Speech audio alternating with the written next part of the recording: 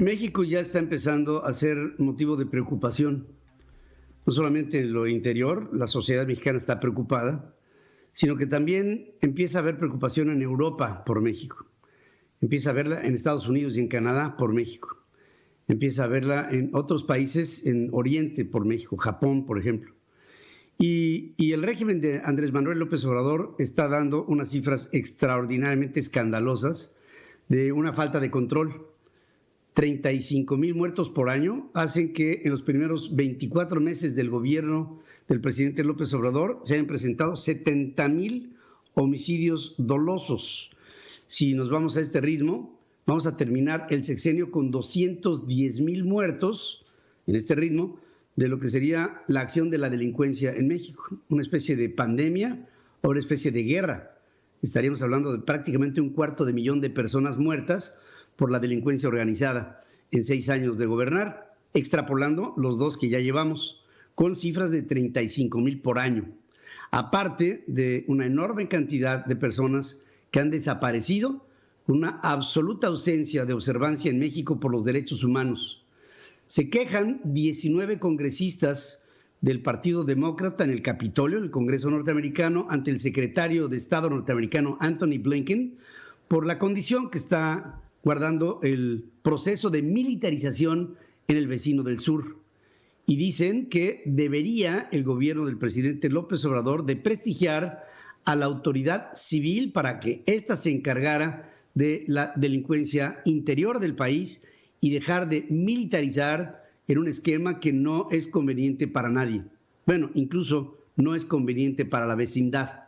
Y no solamente quedan ahí en la queja, sino que le piden al gobierno del presidente Biden que observe con lupa a la relación que tenga con México, porque resulta peligroso un país con estos esquemas, estas cifras, estos resultados y estas tendencias.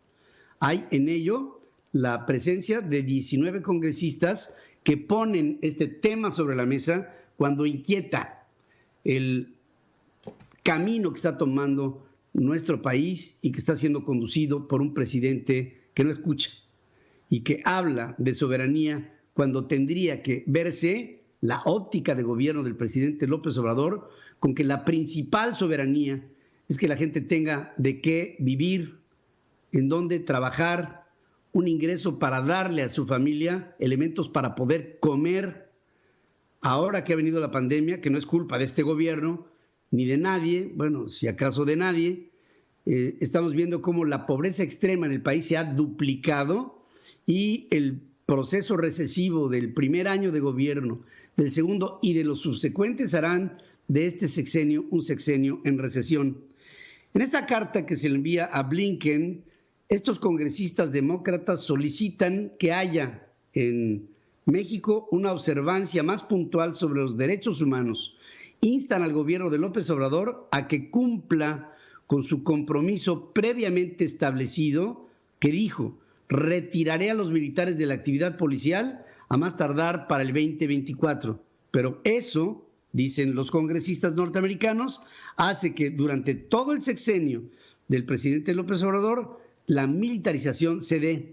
En los últimos 2 años ha habido resultados catastróficos y los congresistas acusan que López Obrador desplegó a la Guardia Nacional, compuesta principalmente por personal militar activo o en retiro, para llevar a cabo la aplicación de leyes de inmigración y otras funciones de seguridad interna.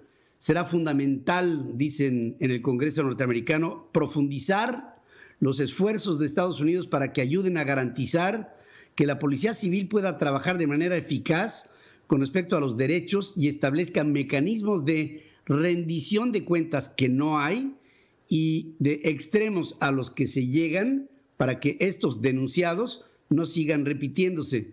Subrayan la importancia de atender en particular a los migrantes que están esperando del lado mexicano de la frontera a que avancen sus solicitudes de asilo a los Estados Unidos. Con una idea: si sigue la situación económica, política y social de México así, habrá una mucho más grande, una ola de mexicanos que querrán pasar la frontera hacia los Estados Unidos ante la imposibilidad de vivir en un país bajo las condiciones en las que hoy se vive en México.